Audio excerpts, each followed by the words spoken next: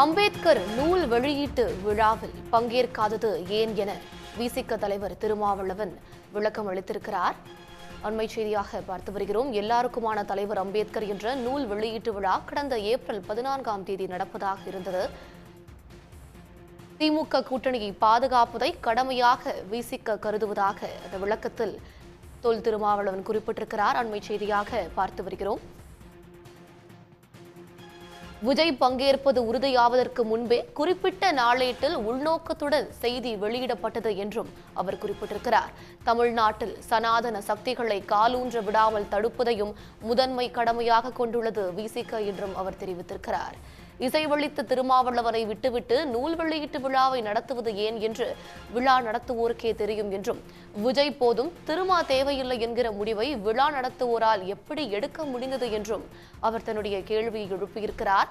அரசியல் எதிரிகளின் சூழ்ச்சிகளை தகர்த்துள்ளோம் என்று தன்னுடைய பதிவில் தெரிவித்திருக்கிறார். முதலமைச்சர் மு.க.ஸ்டாலின் நூலை வெளியிடுவார் என்றும் தான் நூலை பெற்றுக்கொள்ள வேண்டும் என்றும் முதலில் கூறப்பட்டதாக தெரிவித்திருக்கிறார். இது பற்றிய மேலும் கருத்துக்களை நம்மிடம் பதிவு செய்வதற்காக இணைகிறார் விசிகாவின் ஆளுநர் ஷானவாஸ். வணக்கம் சார். வணக்கம்.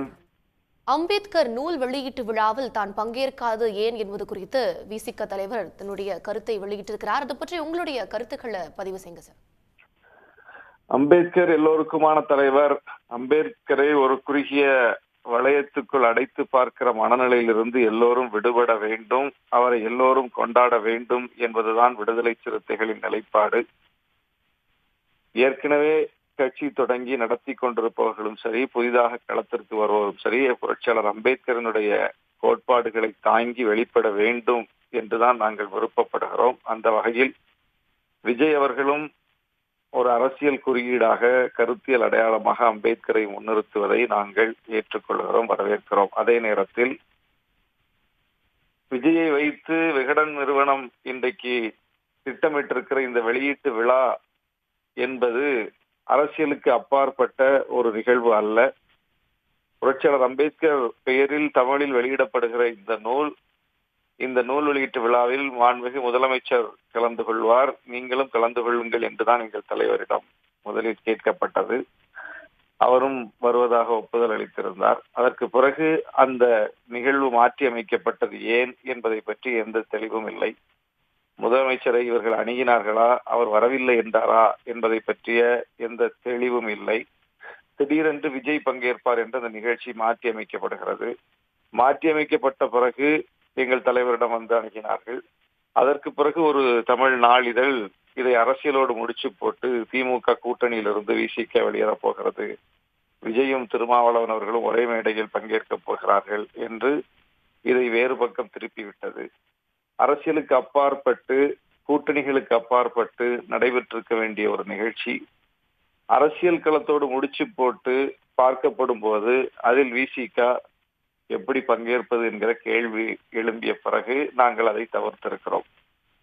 அரசியலுக்கு அப்பாற்பட்டுத்தான் இந்த நிகழ்ச்சி நடந்திருக்க வேண்டும். புரட்சியாளர் அம்பேத்கரை ஒரு கூட்டணி தான் கொண்டாட வேண்டும் இல்லை, ஒரு கட்சி தான் கொண்டாட வேண்டும் இல்லை, எல்லோரும் கொண்டாட வேண்டும். எல்லா கட்சிகளும் எல்லா கூட்டணியும் அவரை தூக்கி பிடிக்க வேண்டும், மாற்றுக்கிறது இல்லை.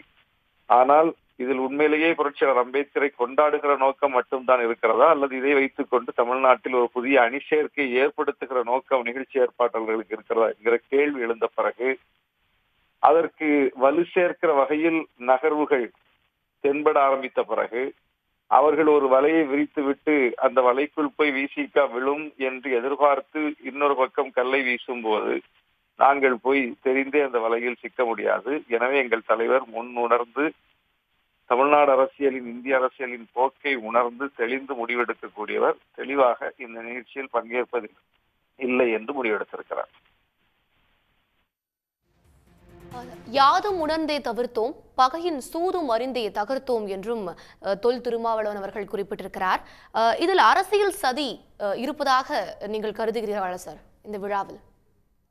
இல்ல, தொடக்கத்திலிருந்தே திமுக கூட்டணியை சிதறடிக்க வேண்டும் என்று திமுகவுக்கு எதிர்நிலையில் இருக்கக்கூடியவர்கள் பல்வேறு முனைகளில் வேலை பார்த்து கொண்டிருக்கிறார்கள். குறிப்பாக அதிமுகவுக்கு இன்னைக்கு இருக்கிற மிகப்பெரிய சிக்கலை கூட்டணி அமையாததுதான். அதுபோல பாஜகவாலும் ஒரு வெற்றிகரமான கூட்டணி அமைக்க முடியவில்லை. இப்படிப்பட்ட ஒரு நிலையில் திமுக கூட்டணி 7 ஆண்டுகளுக்கு மேலாக வலுவாக இருக்கிறது. கொள்கை ரீதியில் வலுப்பட்டு ஒரு இலக்கோடு பயணித்துக் கொண்டிருக்கிறது.